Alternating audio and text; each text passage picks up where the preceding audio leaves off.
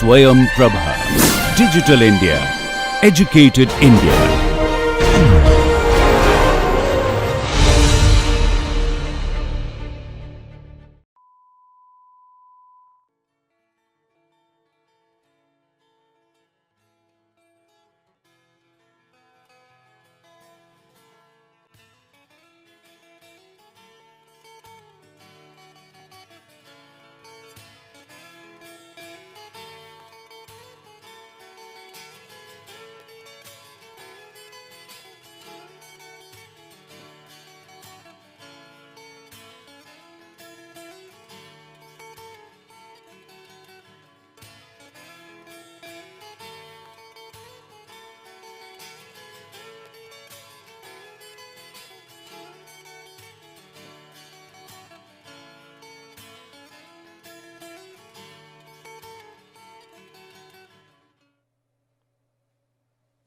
Lesson 2.4 Traffic Studies Part 2.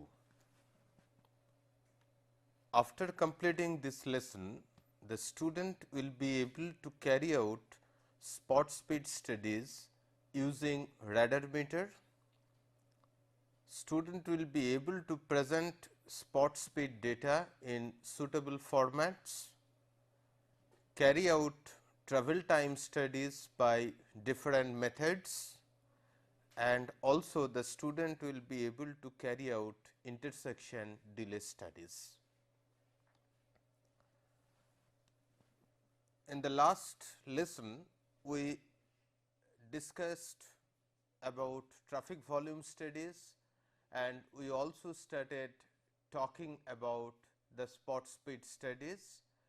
There are two alternative methods that we were discussing.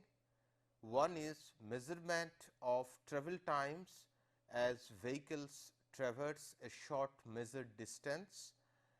We talked about the possibility of error, which is called as parallax, which is a systematic error, and also we mentioned about the procedure for elimination of the systematic error.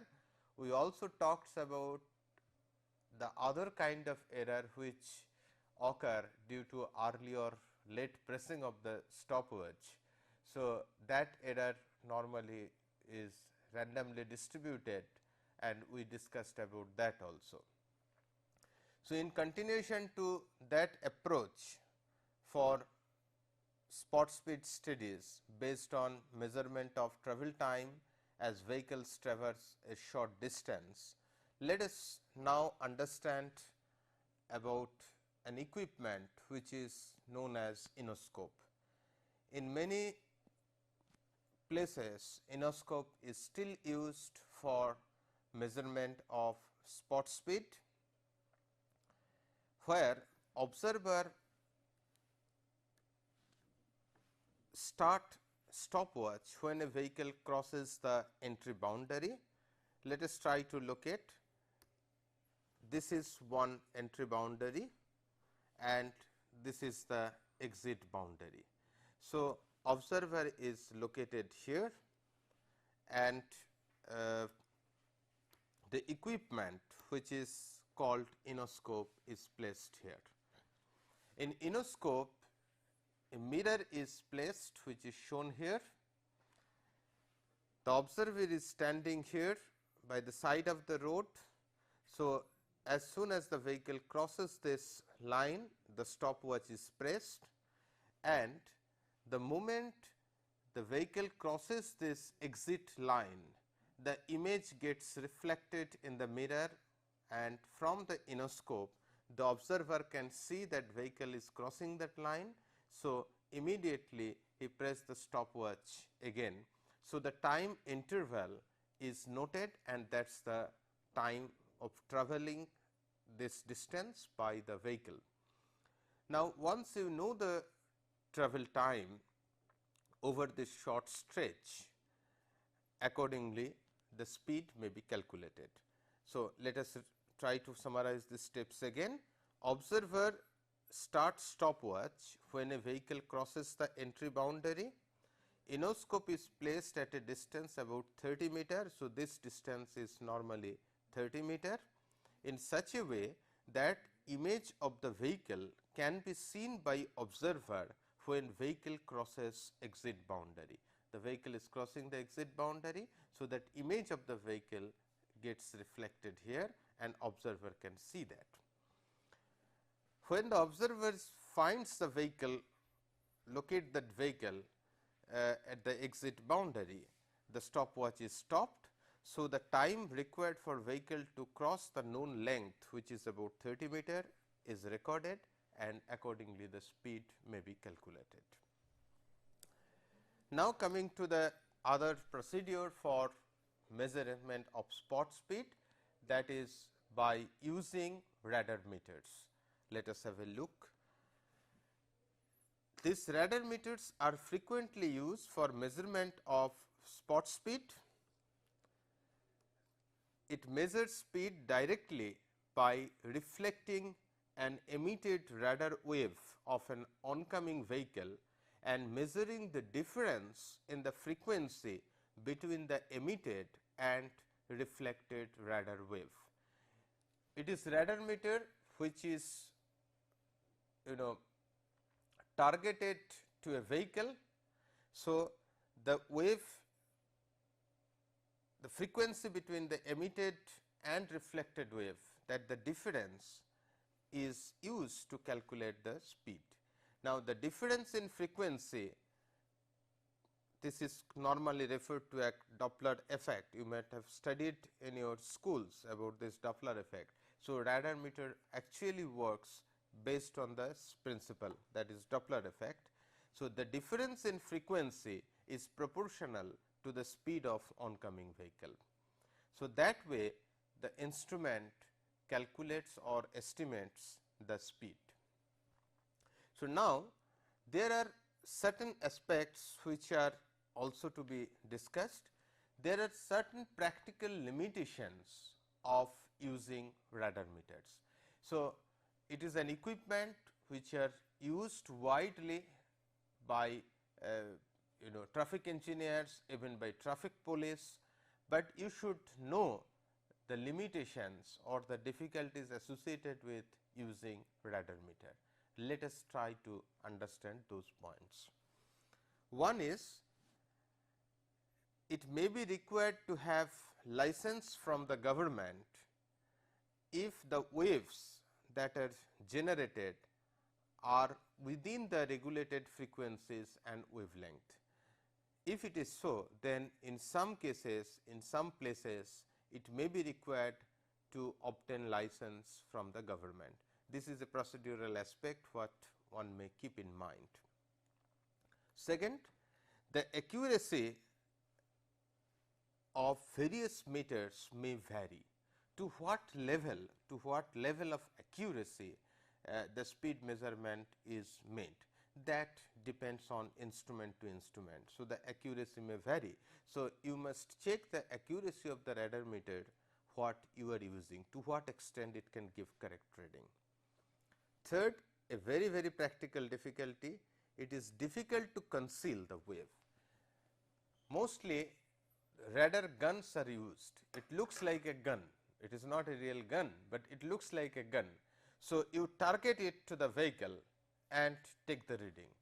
Now, drivers, the moment find somebody is targeting the vehicle with an instrument like that, so they may deviate from the normal behavior. So, they may either reduce the speed or maybe they may like to stop what is happening here. So, it is necessary for all the surveys to conceal yourself and the survey team, but in this case when you are using radar meter you cannot probably do that 100%. So, it is very difficult to conceal. So, drivers tend to slow down, affecting the results of measurement. The other difficulty is accurate measurements from radar meter are obtained only when the radar wave is reflected directly along the axis of the movement. That is where or when you can really get correct reading. But in some cases it is practically difficult. Suppose a vehicle is moving, you cannot really go right in the middle of the road and then put the radar meter in the same line. So, normally the measurements are taken from the by standing by the side of the road. So, if you are standing by the side of the road and then targeting or shooting the vehicle, then the measurement is at an angle. So, it may be required to apply corrections. So, it is practically difficult and adjustment requires a good measurement of the angle of wave deflection. So, once you know this wave deflection, maybe some level of corrections one can apply. That are the two different methods. So, one is you take the measurement or you take or measure the travel time over a short stretch or use equipment like radar meters. We have understood the problems associated with both approaches. Now, we want to discuss some practical issues related to spot speed measurements, general issues, but which are practical. So, we are calling them practical issues related to spot speed measurements. Let us have a look at those points. First is field personnel need to make an effort to conceal themselves and their activity.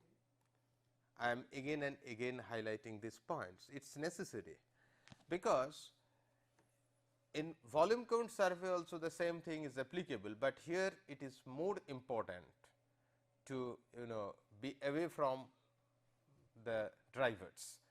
It is better if they cannot see you, because the moment you are doing some activities going on the road, or some people are gathering together by the side of the road, immediately that affects the driver behavior, and maybe the driver will slow down or do some kind of reaction to those kind of gathering, or people by the side of the road they are standing and doing something. So, it is necessary, or at least we can say that field personnel need to make an effort to conceal themselves and their activity as far as possible. Second, measurement of speed of all vehicle is practically impossible, whether you are actually measuring the travel time over a short distance or you are using equipment like radar meter. It is practically impossible to measure speed of all the vehicles. Therefore, what is essential is that vehicles must be selected randomly without any bias. What I mean by bias? Often enumerators or survey people tend to select some category of vehicle, maybe they target fast vehicles or slow vehicles, or they may target some particular vehicle type like trucks. That kind of biasness should not be there. So, it should be truly random selections of vehicle. Don't get biased by selecting only the slow moving vehicle, or only the fast moving vehicle, or only the trucks, or only the cars, like that, because we want to get a feel of the average speed of the vehicles at that location. So, it is essential to select vehicles randomly without any bias. Third difficulty, which is again a practical difficulty, that even in light traffic platoon may forms. Obviously, if traffic is getting discharged from an intersection, you will expect that it will move in platoon, but otherwise also even in light traffic platoon may form. Maybe a truck is going or commercial vehicle is going, which is a slow moving vehicle. So, other vehicles are forced to follow that vehicle in front. So, essentially you may observe the traffic is generally light, but still queue formation is there. Now, once there is a queue, it is only the queue leader or the first vehicle that speed should be taken. We should not take the speed of the other vehicles in the platoon, because that is not their normal or natural behavior. They are able to they are forced to travel at the speed of the platoon leader. So, that cautionary thing should be there and you must take into consideration when you are measuring spot speeds. So, measurement of speed only for the first vehicle in the platoon, and others are forced to follow the platoon leader. So, this point also should be kept in mind. Next comes how to present the spot speed data. You collect information, so you have to present it in useful formats. There are different ways spot speed data are presented. One of them is frequency table. What we do normally, once you take the speed measurements, maybe let us consider you are taking spot speed measurements using radar meter. So, normally looking at the upper and lower limit, we decide the number of groups or classes. So, what we decide, suppose maybe 25 to 100 it is varying. This is just an hypothetical example to show you the procedure, and suppose we decided to make group based on 5 kilometer interval in speed, like 25 to 30 kilometer per hour is one group, 30 to 35, like that 35 to 40. So, the last group is maybe 95 to 100. So, we decide speed group based on certain lower limit and certain upper limit. This is not lower limit, this is actually upper limit. So, one lower limit is there, another upper limit is there. Then you decide the middle speed. Suppose in this hypothetical example, if you decide the group, one group with 25 to 30 kilometer speed, the average is maybe 27.5. Then you note down the observed frequency in group. That means, this is again not in percentage normally.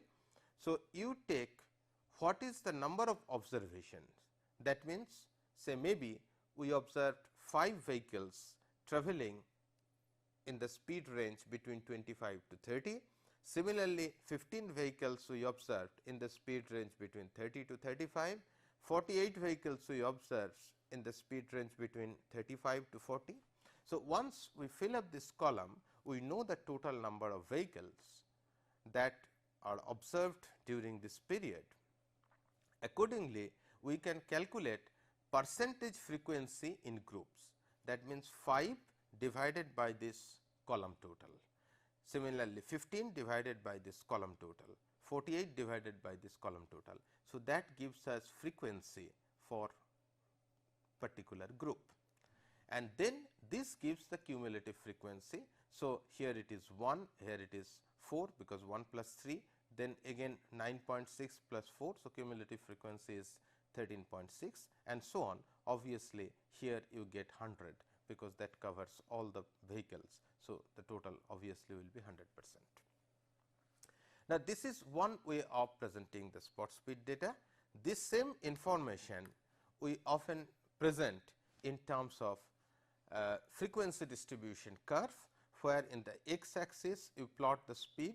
So, it is the speed, maybe the middle value you can take or the range you can mention, and in the y axis you mention percentage frequency. That means, you take any speed group, this bar is showing how much percentage of the total vehicle are travelling with that speed range or within that group. So, you normally put it, and generally if we try to fit a theoretical curve, okay, it will look like a normal distribution curve. Look generally, it may be other distribution also, but this is normally the shape. I have just shown a typical shape, that there could be different types of distribution of speed. So, that way one can present this spot speed data, which is known as frequency distribution curve. You can also present it in terms of cumulative frequency distribution curve, where again x is the speed and y is percentage of vehicle at lower speed than x axis, because it is the cumulative frequency, and it looks like a typical shape is shown here. So, you can see how it looks like. This is the typical shape that you get for the cumulative distribution, frequency distribution curve. Now, this cumulative frequency distribution curve is very useful. you can calculate 85th percentile speed, what is normally taken as the safe speed in many cases. You can calculate the 95th or 98th percentile speed. You can also calculate the 15th percentile speed, which normally used as the lower speed limit. There are many ways this varieties of information are extracted from this cumulative distribution curve, and they are used in traffic engineering application. But this is one way of representing the spot speed data. That generally completes our discussion about the spot speed measurement. So, we have discussed different approaches for spot speed measurement, their limitations, the practical issues associated with measurements. Now, we will switch over to travel time studies. Now, travel time studies are normally carried out involving significant length of a facility or group of facilities forming a route. Maybe you take a road, there could be some intersections, the road geometry may vary, the width of the road also may vary, the roadside activity may vary. So, often we need information on travel time between key points within the study area, and we use such information to identify those segments in need of improvement. Maybe along the complete route, not the complete route is having problems, maybe certain segments, certain stretches or small length or particular intersection that are problematic. So, to identify those problematic locations, we carry out travel time studies. Now, travel time studies are often coordinated with delay observations also. So, we also calculate delays at points of congestion along the study route. Maybe there is an intersection here. So, we also calculate separately the what is the delay experienced when we carried out travel time studies. So, often travel time studies are coordinated with delay observations. Now, why we carry out travel time information? I am just trying to summarize some of the uses or some of the reasons for carrying out travel time studies.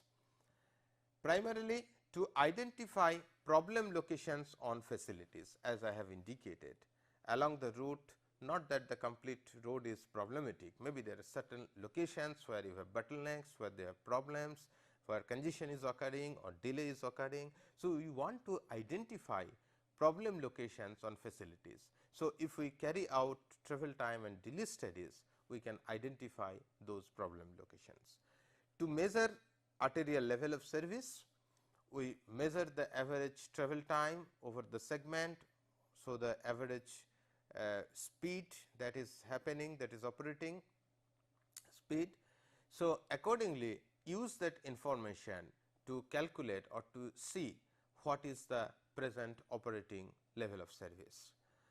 Then to provide inputs to traffic assignment models which focus on linked travel time. Actually, we have not discussed about this traffic assignment part, but route selection is a key issue in urban transportation, where you have alternative routes. Maybe you are traveling from point I to point Z and there are alternative routes available.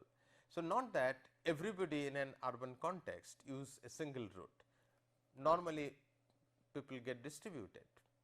In uncongested situation, maybe everybody can take the shorter route. So, travel time is a key issue in doing this traffic assignment. That means, assigning the complete demand to different alternative routes, and this assignment is done normally based on the travel time on alternative routes. What are the travel times in route 1, route 2 and route 3?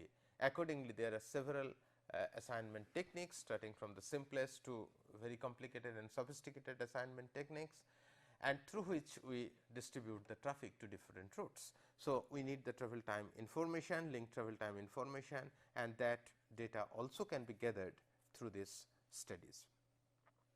To provide travel time data for economic evaluation, for most of the road projects or road development projects, we need to carry out economic evaluation, and normally that is the termination point. Actually, we carry out all sorts of things, we explore different alternatives, but decision making point is economic evaluation, what is finally coming out after economic evaluation.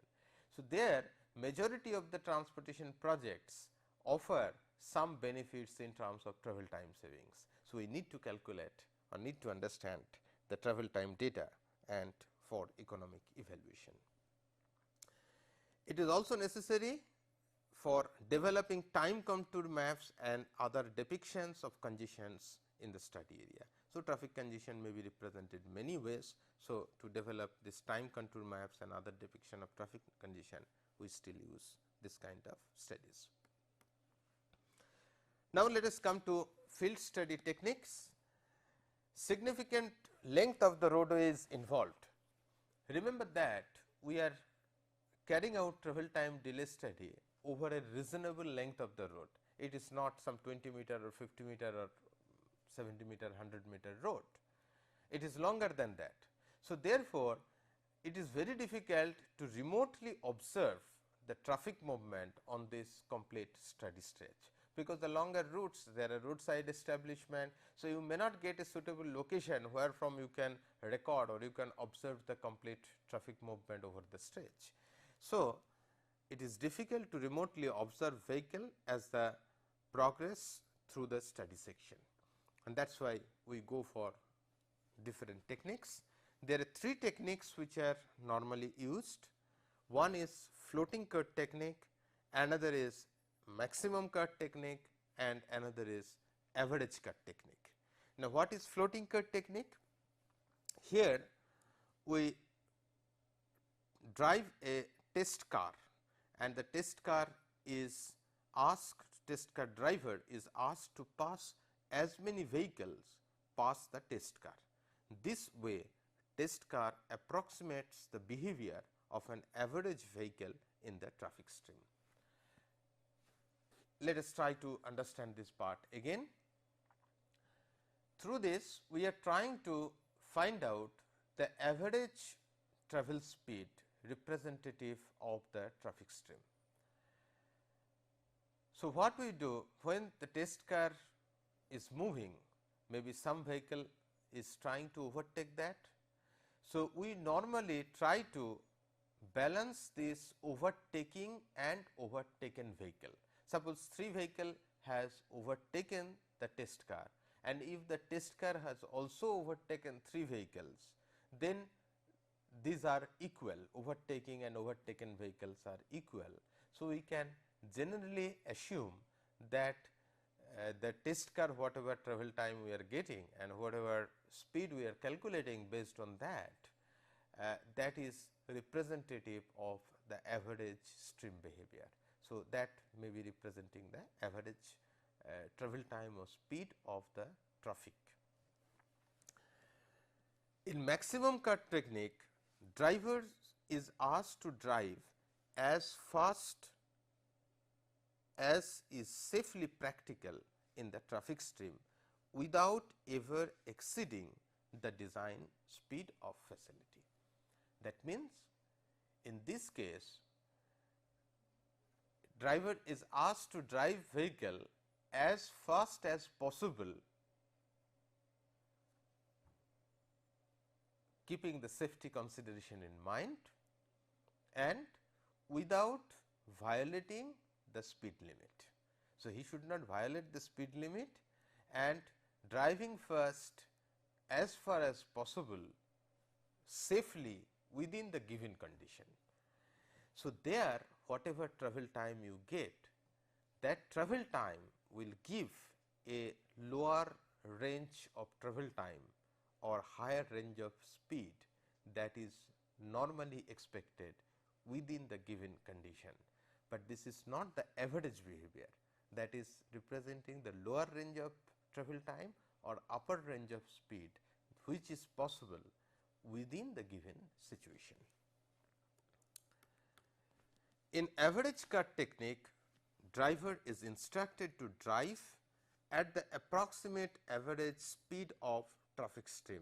We do not put any condition here, like overtaking and overtaken vehicles, number of overtaking and overtaken vehicles are to be equal, nothing of that sort, but the driver is instructed to drive. Okay, you generally drive following that average speed of vehicles. In that process, you may overtake some vehicles, you may not, some vehicles may overtake the test car, fine. We record them, we record those numbers, but we ask the vehicle, you generally drive in an following an average speed.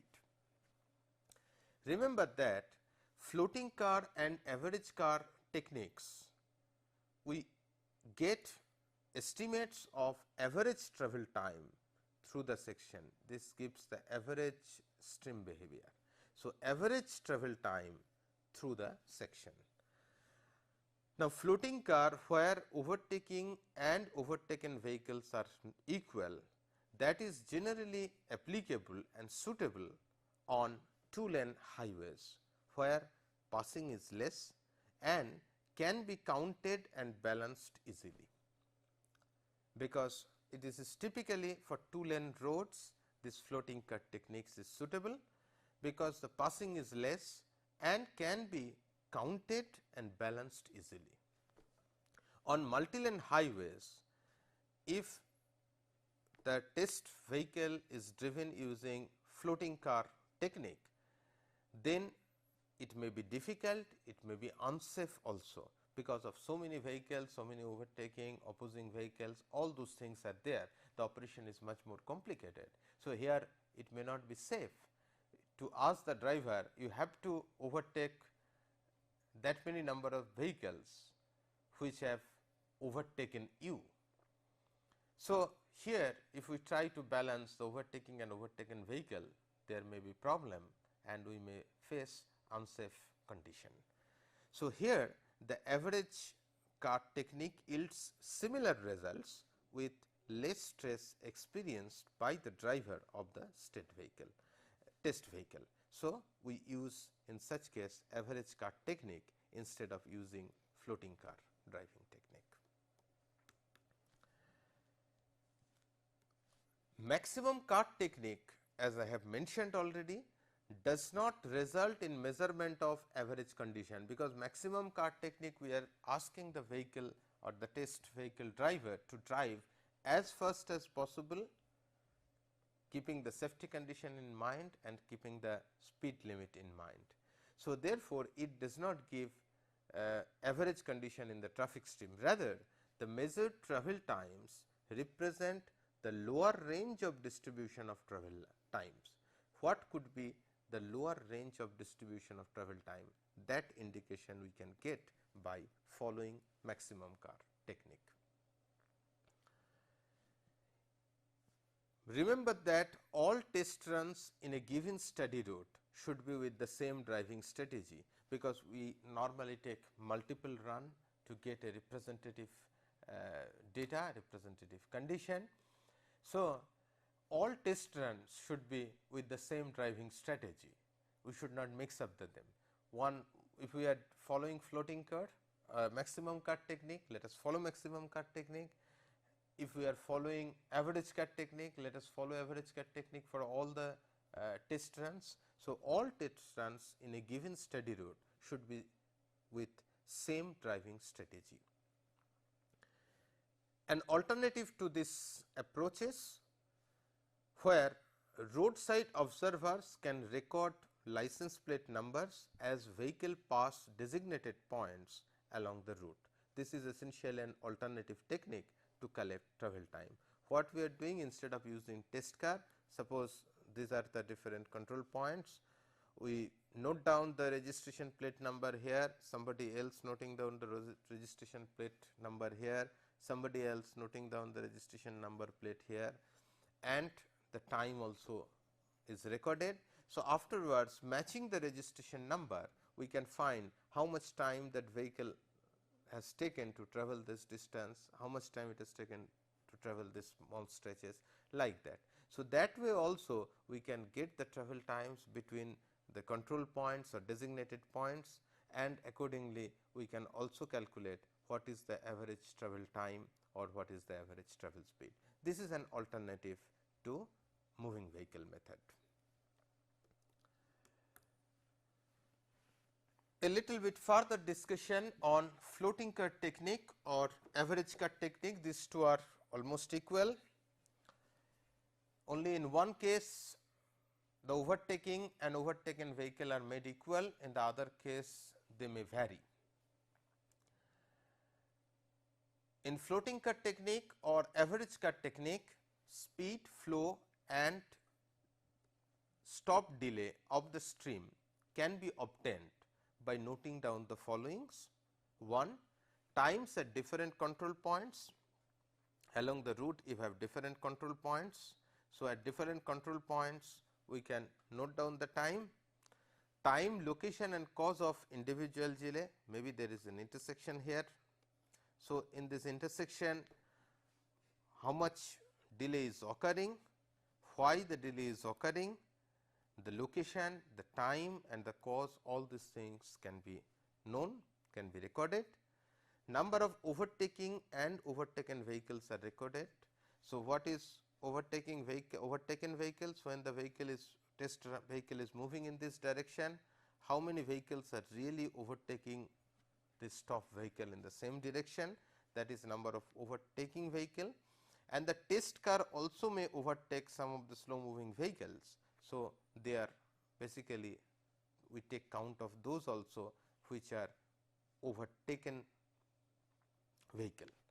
So, number of vehicles travelling in the opposite direction is also noted. Suppose we are going in this direction, some vehicles are travelling in the opposite direction, we take a count of those opposing traffic also, how many vehicles are coming from the opposite direction. So, we count number of vehicles which are overtaking, which are overtaken and also number of vehicles which are coming from the opposite direction.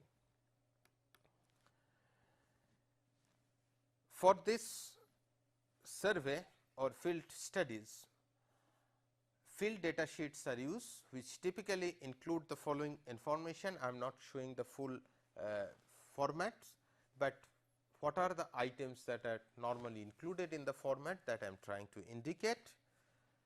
Trip number, direction of trip, because you are going and then again coming back. So, both directions and then again going, again coming back. So, we want to note down the trip number, we want to know the direction of travel, whether this way or that way, what is the journey time, what is the total stop delay, what is the number of overtaking vehicle. So, when the vehicle is travelling, say if it is north, when it is travelling towards north, what are the number of overtaking vehicle, overtaken vehicle and vehicle coming from opposite direction. Similarly, when the test car is travelling towards south, again we note down the overtaking vehicle, overtaken vehicle and the vehicle which are coming from opposite directions. So, all these data are recorded. From the recorded data, from multiple runs, we calculate the journey time in specified average journey time in specified direction with a flow q. How the flow is calculated? Flow is x plus y by T A plus T W. What is T A? T A is measured journey time for opposite direction. Suppose we are trying to make count flow in this direction. So, measured journey time in opposite direction means when the vehicle is travelling in this direction, that is T A.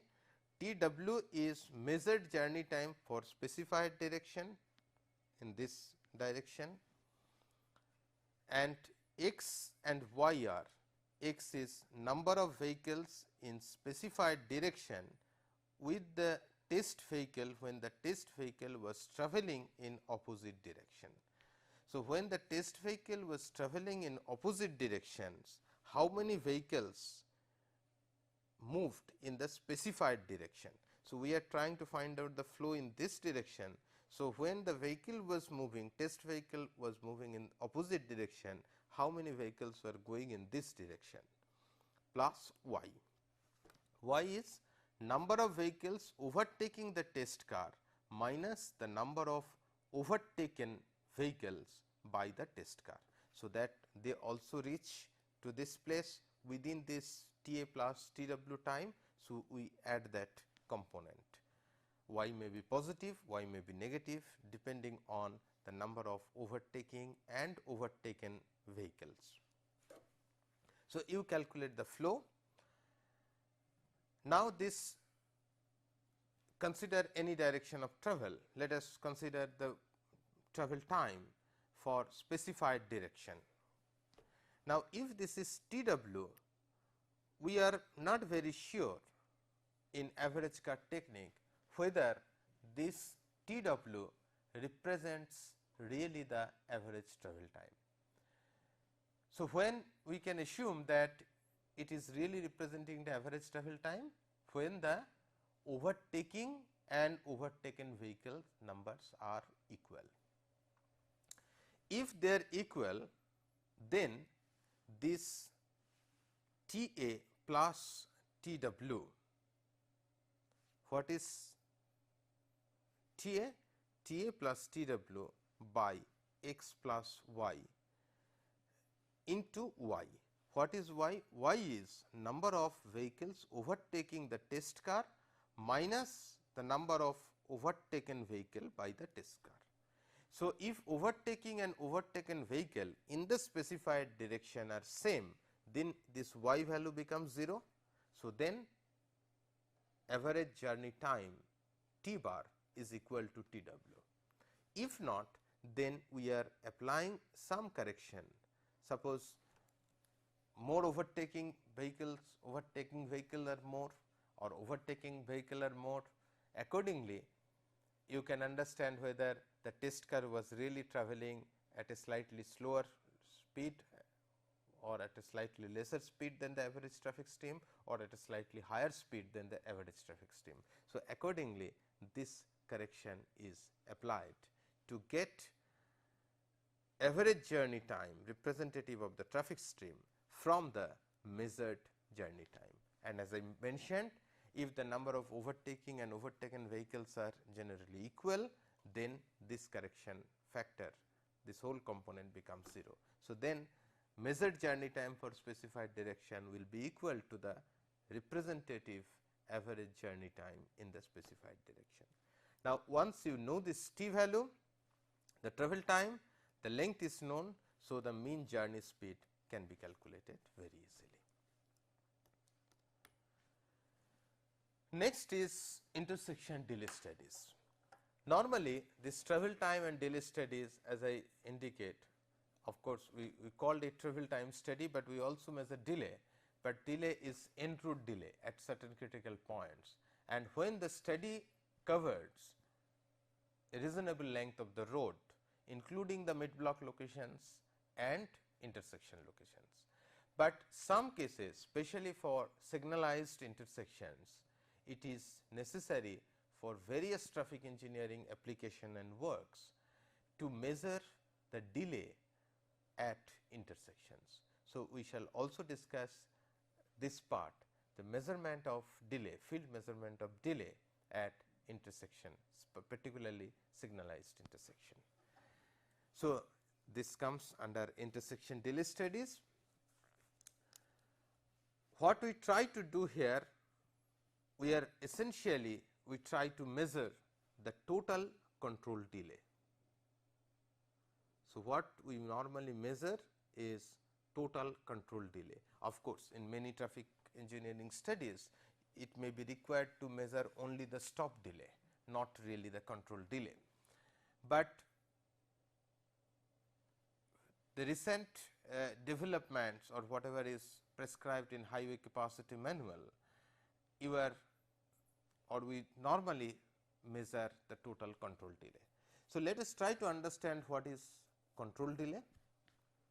Control delay is basically time in queue delay plus time losses due to acceleration from and acceleration to ambient speed. So, a vehicle which is travelling at a normal speed, if there is no intersection, there is no other obstruction, then it would travel in its own speed.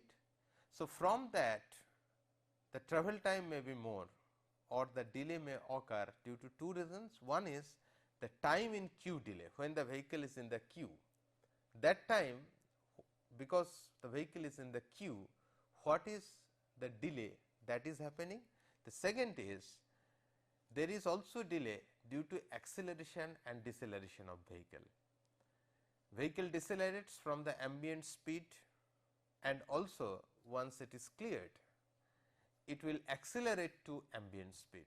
So, there are essentially two parts, both are considered in the control delay. So, control delay is defined as the time in queue delay plus time losses due to acceleration from and acceleration to ambient speed. With this background, now let us try to understand the study methodology as per highway capacity manual. So, we are only discussing the methodology that has been prescribed or that has been suggested by the highway capacity manual. Here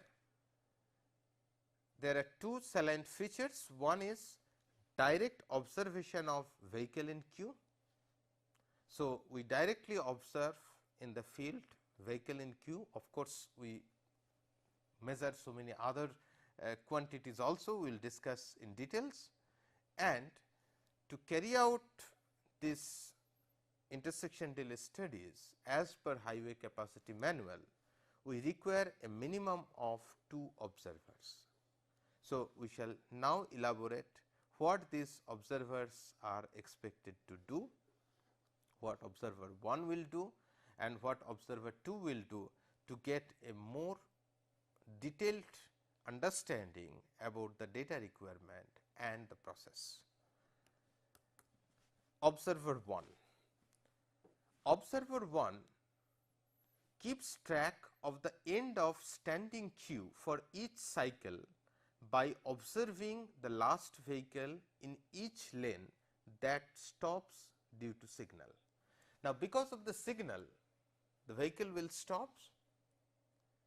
So, observer 1 will keep track of the end of standing queue for each cycle by observing the last vehicle in each lane that stops due to signal. Here, number of vehicles in queue are recorded on the field sheet at intervals of maybe 10 seconds or 20 seconds, depending on what is the signal cycle time. Vehicle in queue counts continue beyond survey period. This is very important. You should understand this part clearly and remember it. So, vehicle in queue count continues beyond survey period until all vehicles that entered the queue during the survey period have exited the intersection.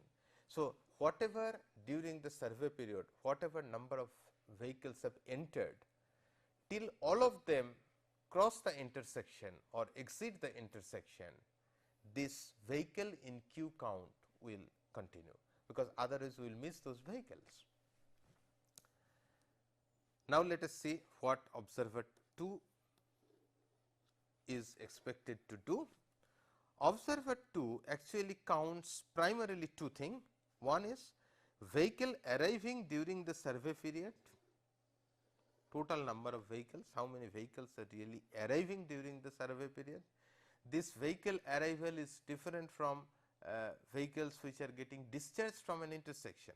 So, this fellow will count vehicles which are arriving during the survey period and also a separate count from vehicles that stop one or more times during the survey period. So, one is total how many vehicles are entering, how many vehicles are arriving, that is one count. The second count is how many vehicles are stopped, not that all vehicles which are entering will stop, all of the vehicles may not stop. So, a separate count is made for the vehicles which do stop one or more times. Now, here it is worthwhile to mention that even if a vehicle stop more than once, that vehicle will be counted only once. I repeat it, if a vehicle stops more than once, vehicle will be counted, that same vehicle will be counted only once, that it is not that how many times vehicles are stopping. What we are trying to count, how many vehicles are stopping, not how many times. So, whether it is stopping, a vehicle is stopping one time, whether a vehicle is stopping 3 times, it is a single vehicle which is stopping, that much is necessary. Now, let us take a small example to show you the further calculations. I feel that it is easy if I instead of directly giving the formulation, if it is explained with an example. So, observer 1 will typically record data like this. Of course, there will be so many other things which will be included in the field data sheets. I am not showing the detailed one, but I am only showing that an example of that. So, this is the clock time. Suppose we consider it from 6 am to 6 p.m. to 6:09 p.m. That means for 10-minute duration. Cycle numbers are 1, 2, 3, 4 like that up to 10. So, for 10 cycles we have observed the number of vehicles in queue, and we have taken measurements at every 20-second interval. So, plus 0 second, plus 20 second, plus 40 seconds. So, you can see here the number of vehicles in queue have been recorded at 0 seconds, plus 20 seconds, plus 40 seconds for all these 10 cycles. So, here sum of all vehicle in queue counts is nothing but sum of all vehicles which are observed. Let us assume that this 0 plus 0 second total is 40, plus 20 second total is 52, plus 40 second total is 40. So, what is the sum of all vehicle in queue counts? It is 40 plus 52 plus 40, 132 vehicles. That is denoted as sum over VIQ. Let us go to the next page. Total number of vehicles during the study period, that is normally denoted as VT. This the second observer has noted, it is 120 vehicle. Total count of stopping vehicle is 75. This again has been observed by second observer. So, we are calculating average time in queue using this formulation, where IS is the time interval between time in queue counts, which is 20 seconds. You have seen that 0, 20 and 40 seconds we have taken. So, this is 20, VIQ is 132, VT is 120, and this 0.9 is an adjustment factor, empirical adjustment factor, which HCM suggests to account for errors due to sampling which tend to overestimate the delay. So, with that you calculate TQ as 19.8 seconds. There are two further adjustments are done for or to account for acceleration and deceleration delay. We calculate VSLC, which is number of vehicles stopped per lane per cycle.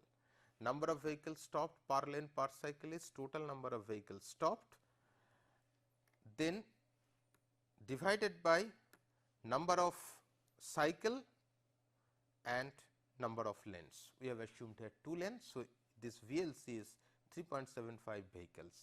Now, FVS is fraction of vehicle stopping. This is V stop by VST, total how many vehicles stopped out of the total vehicles which arrived during that time. So, this 0.625 is calculated in this example. Now, with this we calculate the total control delay, which is TQ, the earlier delay, plus a correction factor, this component to account for acceleration deceleration part indirectly. Here FVS fraction of vehicles multiplied by CF. CF is a correction factor what may be obtained from the given table in ASTO, which is a function of basically free flow speed and vehicle stopping per lane as we calculated earlier. So, with that you can take the value of CF, multiply it with FVS and get this total control delay. That way the control delay can be calculated. A few questions. What are the practical limitations of using radar meters? Number 2, discuss different ways of presentation of spot speed data. Number 3, how the travel time studies are carried out using average cut technique. Number 4, what is total control delay at intersection? Explain your understanding about total control delay. Now, let me try to answer the questions of lesson 2.3. Discuss the personal considerations for manual traffic volume counts. Design a field sheet. All personals must be trained. Training of personnel is another point.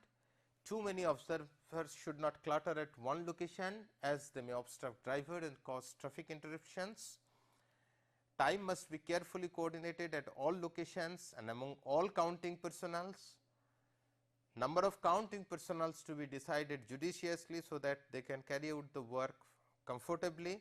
You must provide some relief personnels to make sure that the work goes smoothly, and work carried out by counting personnel must be supervised. These are the salient considerations. Discuss different ways of presentation of traffic data. With traffic data we present in different ways: ADT, traffic composition, hourly variation chart, turning movement diagram. This is the representation of average daily traffic, representation of traffic composition, representation of hourly variation chart, representation of turning movement diagram. What are the different uses of spot speed data? Effectiveness of speed limits, enforcement, studying speed trend, studying the performance with respect to design application, investigating high accident locations, and etc. What are the errors normally we encounter during spot speed studies? One is this parallax, which is a systematic error and which may be removed easily.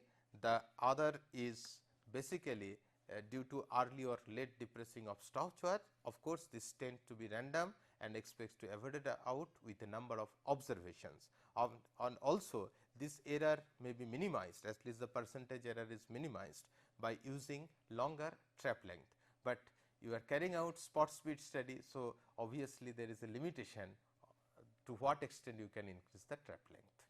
Thank you.